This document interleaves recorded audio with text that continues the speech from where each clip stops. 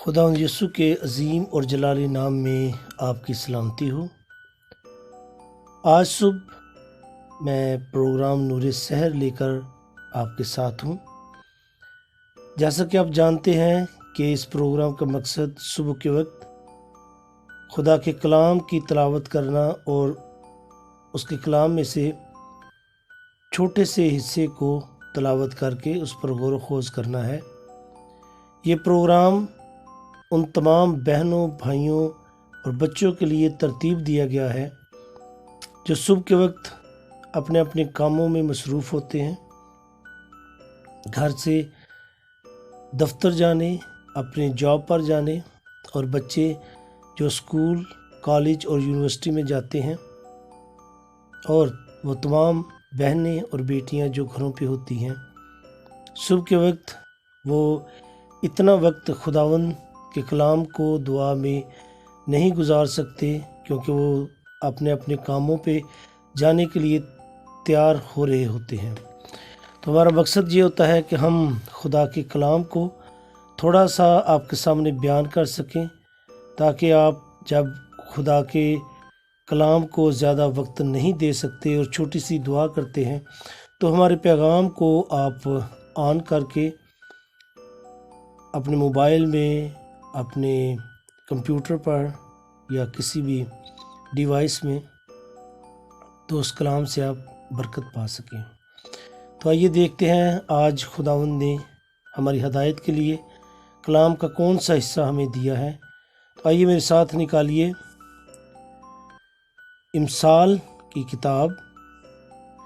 اس کا 4 باب اور اس کی 21 آیت۔ اس میں کچھ اس طرح سے لکھا ہے: اس کو اپنی آنکھ سے اوجھل نہ ہونے دے، اس کو اپنے دل میں رکھ۔ کس کو؟ 2 چیزوں کو، خداوند کے کلام کو اور حکمت کو، کیونکہ حکمت ازل سے ہے، اور جب خداوند نے یہ ہماری زمین بنانے کا سوچا تھا تو اس وقت بھی حکمت خدا کے ساتھ تھی۔ اور اسی باب میں اگر ہم 4 باب سارا پڑھیں تو ہمیں یہ معلوم ہوگا کہ اس پورے باب میں مکالمہ بازی ہوئی، اور اس مکالمہ بازی میں حکمت نے اپنا آپ بتایا کہ میں کب سے ہوں اور میرا کام کیا تھا اور میرا خدا سے رشتہ کیا ہے۔ تو لکھا ہوا ہے کہ ابھی اس زمین کی حدیں نہیں طے ہوئی تھیں، سمندر جو ہیں ان کو خدا نے ابھی ان کی حدیں نہ بنائی تھیں، حتیٰ کہ اس زمین کی جو گرد ہے جس پر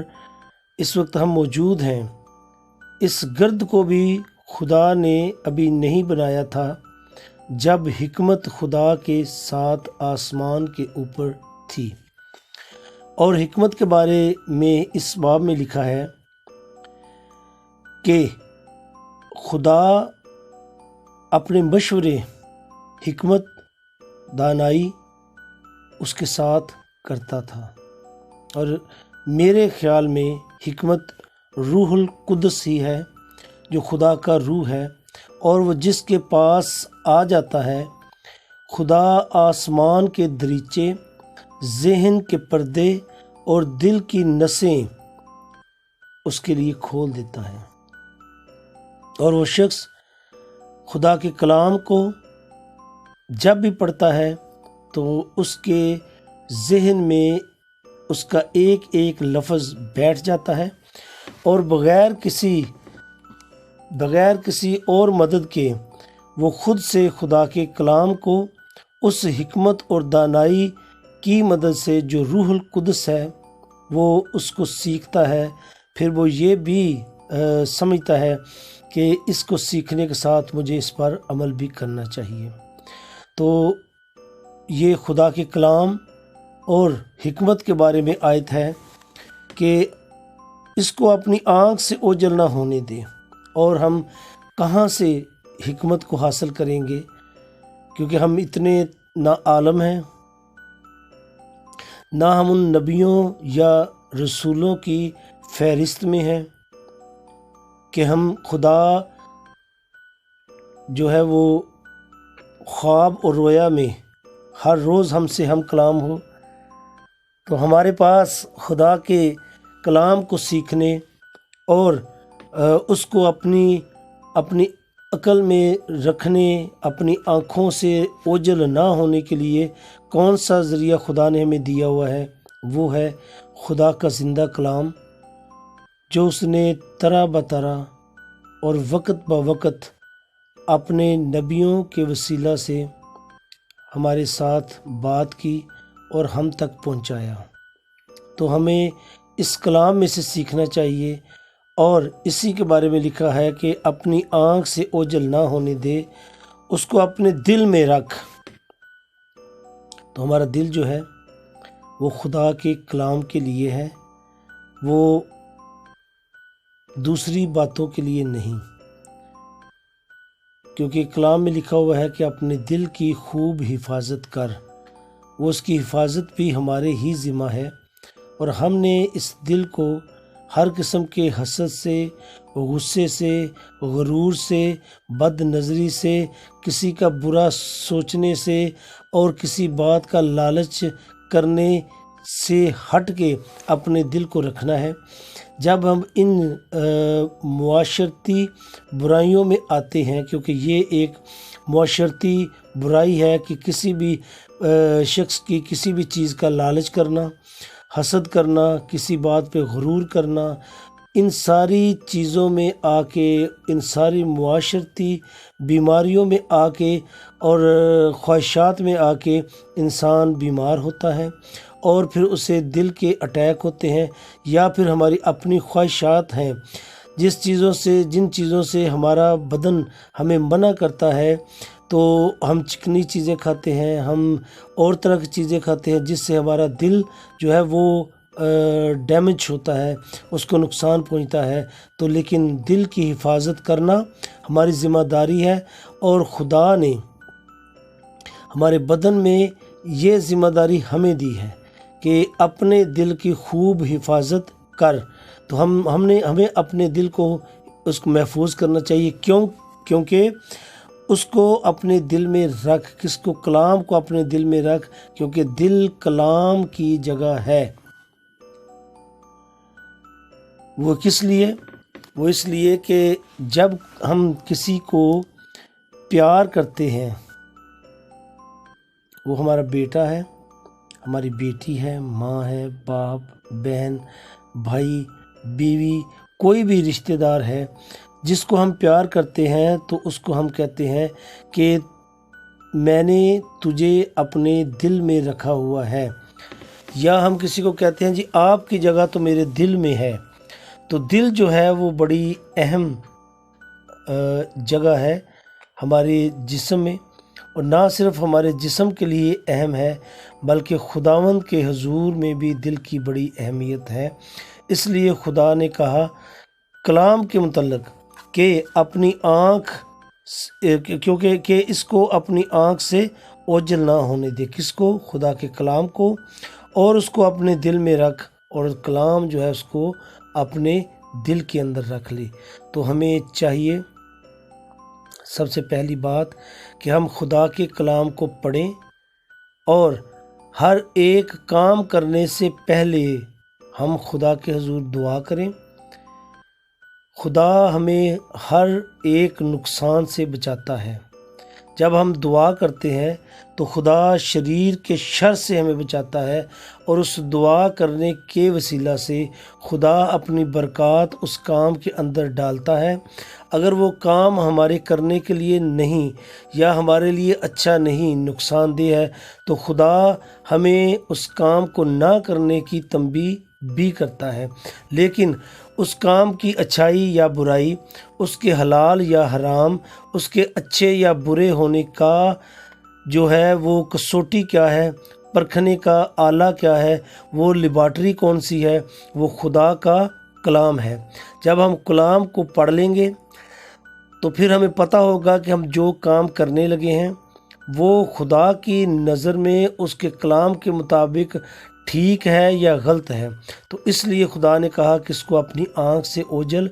نہ ہونے دے۔ اس کا مطلب یہ ہے کہ اسے ہمیشہ پڑھتا رہے، اور جب ہم پڑھیں گے تو وہ کلام ہمارے ذہن میں، دل میں نقش ہو جائے گا، تو کچھ بھی کرنے سے پہلے ہمیں اس کا خیال آئے گا۔ میں ایک مثال چھوٹی سی پیش کرتا ہوں کہ اگر کہیں پہ بھی کوئی چیز پڑی ہوئی ہے، اور فرض کریں کہ میں کہیں ایسے میوزیم میں گیا ہوں جہاں پہ کوئی شخص نہیں اور وہ کھلا ہے، اور وہاں پہ کوئی بھی چیز پڑی ہوئی ہے، تو میرے دل میں اگر لالچ آ گیا کہ میں اسے اٹھا لوں، لیکن اگر میرے دل میں لالچ آ گیا تو میں نے خدا کا کلام پڑھا ہوا ہے، اور میری آنکھوں کے آگے سے اس کی وہ آیات گزری ہیں جس میں لکھا ہے کہ پرائے مال کا لالچ نہ کر، تو وہ مال میرا نہیں، وہ کسی اور نے اس میوزیم کے لیے لا کے رکھا ہے، وہ میرا نہیں۔ ہو سکتا ہے اس کو کوئی ریسرچ کرنے والا کوئی اور شخص آئے، دیکھے، اس پہ ریسرچ کرے، تو میرے دل میں یہ خیال ہو کہ میں اسے اٹھا کے لے جاؤں، تو جب یہ خیال آئے گا تو اس کے ساتھ ہی خدا کے کلام کا وہ حصہ بھی آئے گا کہ پرائے مال کا لالچ نہ کر۔ تو یہ ہوتا ہے کلام کو اپنی آنکھ سے اوجھل نہ کر۔ جب آنکھ کے آگے سے یہ آیت گزری ہوگی تو ہم جب کسی قسم کا لالچ کرنے لگیں گے تو وہ لیبارٹری جو ہے، جو خدا کا کلام ہے، وہ ہمیں اس بات کی رپورٹ ہمیں دے گی، جس طرح ہم اپنے بلڈ شوگر چیک کرواتے ہیں، جس طرح ہم کینسر چیک کرواتے ہیں، جس طرح کسی بھی چیز کے سیمپل دیتے ہیں خون کے لیبارٹری میں، اور وہ ہمیں لیبارٹری میں بتاتی ہے کہ اتنے % اس میں بیماری کا جو ہے جزو ہے، اور اتنے % جو ہے وہ یہ بندہ بالکل ٹھیک اور صحت مند ہے۔ تو جب ہم اس کو پڑھیں گے تو پھر اگر دل میں لالچ کرنے لگیں تو وہ کسوٹی، وہ لیبارٹری جو خدا کا کلام ہے،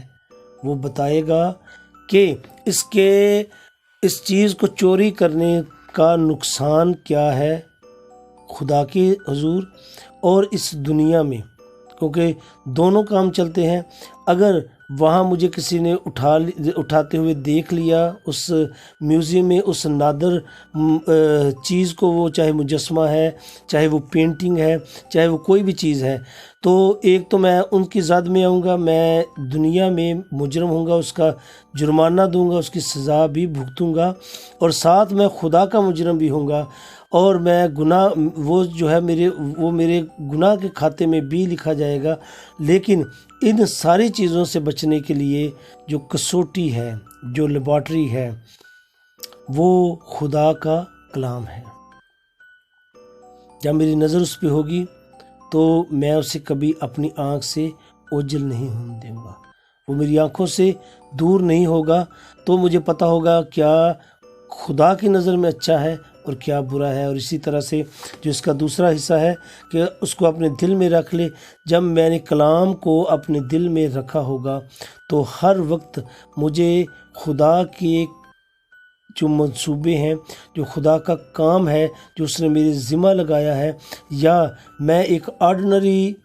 شخص ہوں، ایک عمومی سا شخص ہوں جس کا کام صرف اپنے کام سے کام رکھنا، کھانا کھانا، سو جانا، بس یہی کچھ ہے، تو پھر بھی اگر میں خدا کے کلام کو سیکھتا ہوں تو میرے دل میں یہ بات ہونی چاہیے کہ میں خدا کا بندہ ہوں، اس نے مجھے اس دنیا میں بھیجا ہے اس کی پرستش، اس کی حمد و ثنا اور اس کی تعریف کرنے کے لیے، نہ کہ چوری اور اس طرح کی جو نازیبا باتیں اور حرکتیں ہیں وہ کرنے کے لیے۔ تو یہ آیت ہمیں یہ سکھاتی ہے کہ ہمیں ہر وقت خدا کے کلام کو مد نظر رکھنا چاہیے، اپنی نظر کے سامنے رکھنا چاہیے، اور اسے اپنے دل میں رکھنا چاہیے، اور خدا کا پاک روح اور خدا کے پاس جو حکمت ہے